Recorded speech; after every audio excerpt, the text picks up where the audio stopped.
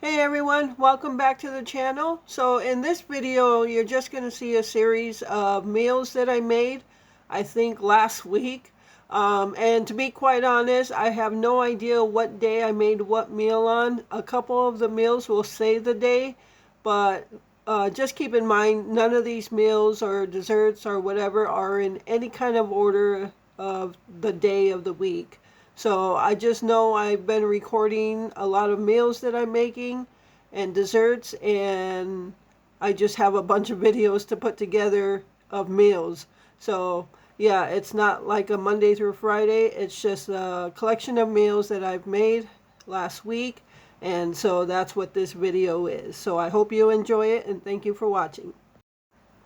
And we're just starting off with one of the lunches we had, which was a peanut butter and banana sandwich and 3 slices of ham just rolled up. So that was our lunch on this day. All right, everyone. So I am going to make a dessert for this Friday. And I'm going to make this Hershey's Triple Chocolate Fudge Brownie Mix, which contains chocolate chips, chocolate chunks, and dark Dutch cocoa. All right, so I am actually going to go a little further than just making the brownies. I am going to be making this peanut butter truffle brownies. So I'm going to actually have a peanut butter truffle on top of the brownies, and then semi-sweet chocolate chip frosting on the top. So, all right, so the first thing I got to do is make the sheet of brownies according to the pan size I'm using. So I'm going to use 1 pouch of the brownie mix. So I'm going to get that going, and I have the oven preheating to 350.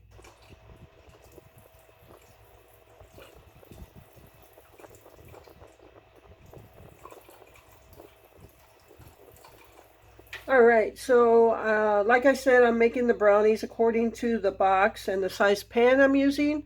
I am using an 11 by 7.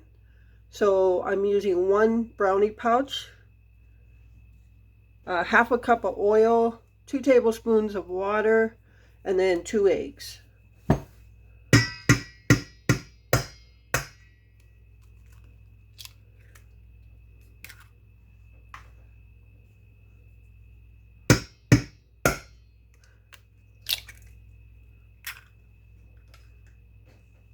All right, I'm going to go ahead and mix this. That's all it is whatever the box says. So I'm going to go ahead and mix this, and I'll be back. So I'm done mixing it now, and you don't actually want to do it with a hand mixer because there are chocolate chunks in here. I don't know if you can see them, but there's like chocolate chips, chocolate chunks. So you don't want to use a hand mixer, just use a spoon. All right, so now I'm just gonna put this in my dish.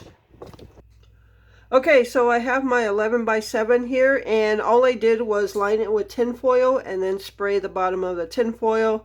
That way it's easier cleanup and non-stick on the bottom of that tin foil. All right, so I'm just gonna put this in there now.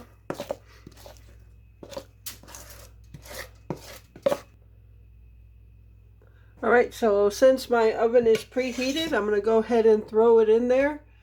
And I am going to be cooking this for 39 to 42 minutes. So I'll check it at the half-hour mark to see where we're at, and then we'll go from there.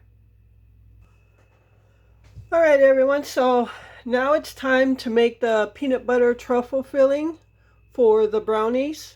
And the brownies have been sitting actually for about an hour and a half cooling off. So we're going to make the truffle now. And we are going to start with a half a cup of butter softened. So half a cup is 1 stick.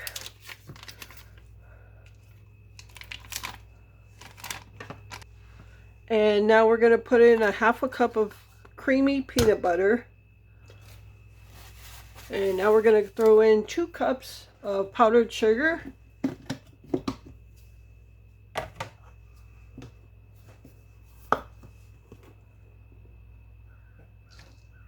This is going to be sweet, if you can't tell already. And now we're going to put in 2 teaspoons of milk.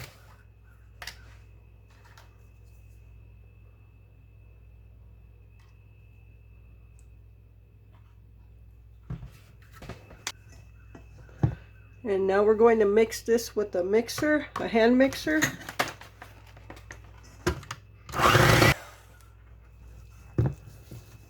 All right, so we got our peanut butter truffle filling. And we are actually going to just spread this on the top of the brownie. So I'm going to grab the brownie quick.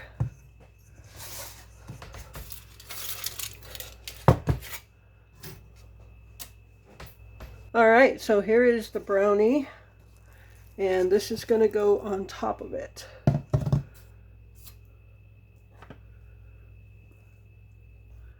Okay, so I've got my peanut butter truffle spread over the top of the brownie, and now I'm going to make the chocolate topping for it. So let's get those ingredients. So I got a microwavable bowl, just a small one. I got a cup. I don't know. I don't know what I was trying to say. A cup of semi-sweet chocolate chips. And a 1/4 cup of milk. Now we're just going to microwave this in 30 to 60-second intervals until it's all melted together. So I made a mistake in the ingredients. Before I put this in the microwave, I realized I made a mistake, so I'm glad about that. So it does call for a cup of chocolate chips, which I had, and then I said a 1/4 cup of milk, which was incorrect. And I'm glad I caught that right before I put it in the microwave. It's actually a 1/4 cup of butter. So I just ended up draining out the milk, and it seems to have melted pretty good. So I think we'll be okay. And I ended up putting it, everybody's going to be different on how their microwaves work, but I ended up having to microwave it for a total of 1 minute and 15 seconds. So it's melted really well. I don't know if you can see that, but we're going to let this cool down for about 10 minutes. So after 10 minutes, we're going to pour it on our brownie. All right, so we'll be back in 10 minutes. Okay, so it's been about 10 minutes now that this has been cooling off, and it's not like set yet, so it's going to be still easy to spread. So now we're just going to dump this on.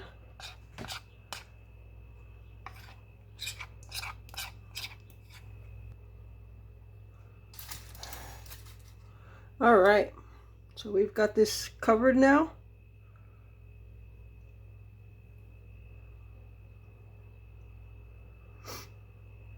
And now we're just going to put it in the refrigerator for a minimum of 30 minutes, or you can just leave it in there until you're ready to eat it. It just needs to go in so it can set. So now I'm throwing it in the refrigerator, and we'll be back for dessert. All right, everyone, so it is time to cut into this peanut butter truffle brownie. And what I'm going to do is just pull it out of here so it's easy to take the pieces out. So this is going to lessen the mess for me.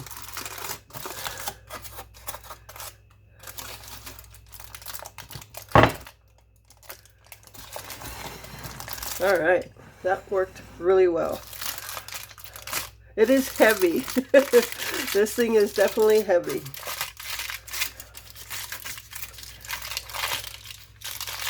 All right, so let's see how it cuts. All right, so what I think I'm going to do right now is get a different angle of the camera so you could see the layers. All right, so I'm going to change my angle over. Okay, so you can see the layer of peanut butter there, and the brownie layer on the bottom looks a little thin, but I'm guessing the peanut butter layer is just, yeah, I don't know. So let's just cut into it and see what it looks like. Okay, everyone, so just to tell you a little about this peanut butter truffle brownie, it is delicious. It is really good and rich. So the piece you see here is only a little square piece, and that's about all you can eat at a time. So the size of dish that I made of this, I actually froze half of it for another day, or actually a couple more different days to have it, because it is that size is way too big for just two of us to eat at, one time. But this is really good. I would definitely make it again. And I got to tell you that peanut butter truffle is delicious. I love it. You do have to keep this in the refrigerator once you start eating it, because you don't want that truffle and that topping to get too soft. So you have to keep it in the refrigerator. And what I did is, when I knew we were going to have some, I just cut a couple pieces out and left those pieces out for a long time. So you want to leave this out of the refrigerator for a good while before you eat it. Otherwise, the truffle and that topping is just too hard, and you don't actually get the full taste of it. So when they're soft, this thing is super good. So I would recommend making this. So I did make this out of the already made brownie mix that we received in the friend mail, but you don't have to use that. You can use your own brownie recipe from homemade, and if you want to just use the peanut butter truffle recipe and that topping, you could have the same thing. So yeah, this is a definite recommendation. I love that peanut butter truffle, and I would be making this again. Next time I make it though, it's going to be a long time because I froze some of it for other times. But the next time I make this, I'm going to see about cutting one package of that brownie mix in half and make an even smaller dish like I do with cakes. So this is a definite recommendation. Delicious.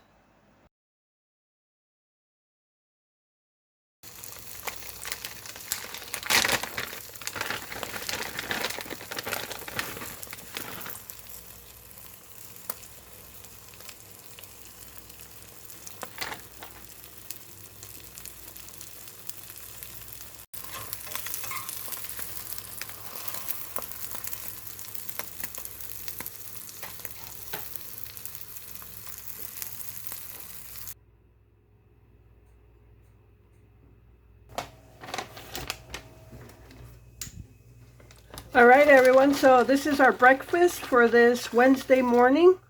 Huevos rancheros. For the ranchero sauce, use whatever you want. I'm using taco sauce because I don't like my hot sauce. So I've got my tostada shells, beans, cheese.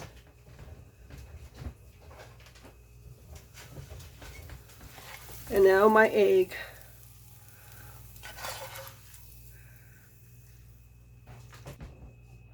All right, so there it is. And then I'm just going to put some taco sauce around it.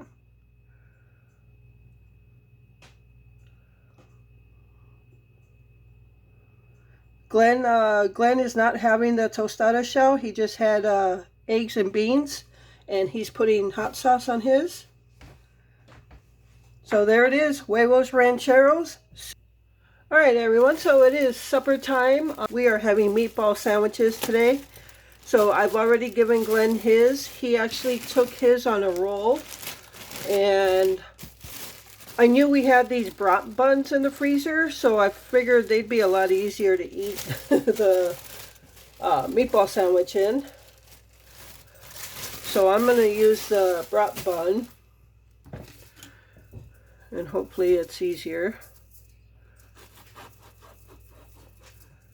And I am going to toast the sandwich.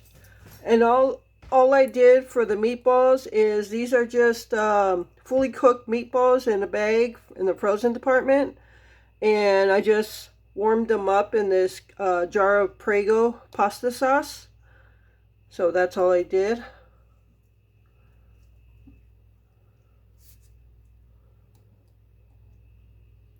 And I warmed them up for a long time so they're nice and hot. Just gonna throw some sauce over that. I'm not too crazy about a lot of sauce, so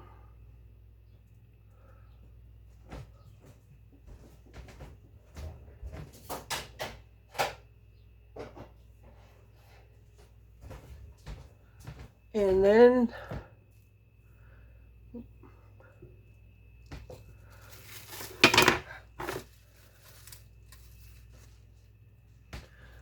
all right, so we have Swiss cheese. So I'm just going to throw Swiss cheese on there.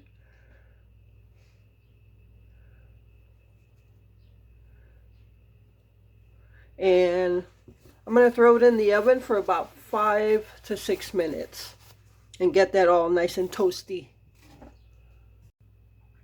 All right, everyone, so here is our supper for this Monday night. Just meatball sandwiches, something really easy. All right, everyone, so I'm getting ready to make supper on this Wednesday night, and I am making a pea casserole for Glenn. I don't eat it because obviously I don't like peas. I could simply take the peas out for myself, but I'm just going to make myself something else. So I am only using a half a pound of ground beef because I'm only going to make it in the 8x8 dish. I don't want to make a big casserole. This will be enough for a couple servings, a couple meals for Glenn. So half a pound of ground beef. I'm going to chop up some onion. I've got water on the stove right now. Going to boil up some egg noodles or butter noodles, whatever you want to call them. Going to add in tomato soup and some peas. So I'm going to cook all this, bring it together in a casserole dish, and then throw it in the oven. All right, everyone. So I've got my butter noodles done. I'm going to put them in this pot, and then I'm going to grab my ground beef with onion, and I'm just going to mix everything together in this pot, and then we're going to put it in the casserole dish. All right, going to add my ground beef.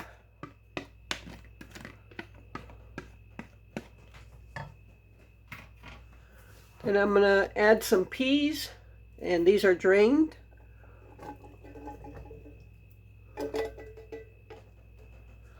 And a can of tomato soup.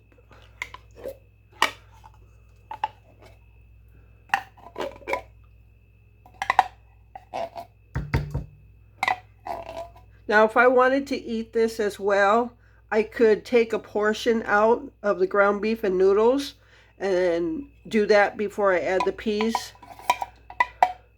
But I'm not going to eat this, so this is for Glenn. And I'm just going to mix all this together.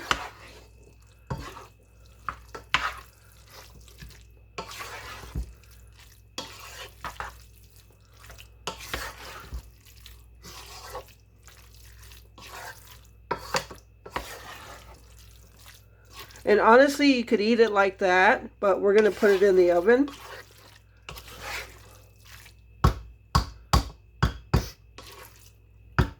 All right, let me get my casserole dish. All right, so now we're just going to dump everything in here.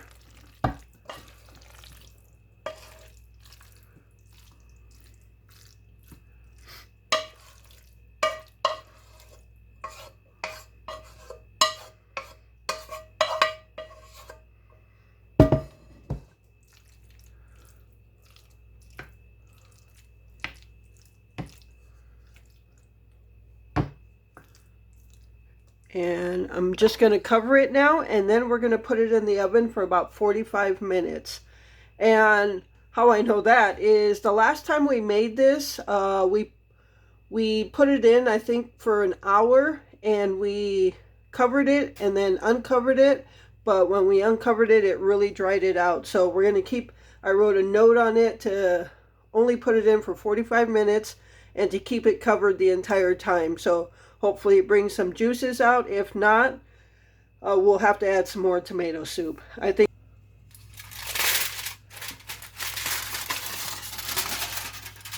All right, everyone, so there it is, pea casserole for Glenn's supper on this Wednesday night. And I am just going to have some beef and bean soft tacos. So there's no, nothing big there, but that's all I'm going to have. I'm just using some leftover beans we had. Yeah, so that's what I'm doing, but there is the pea casserole for this Wednesday night.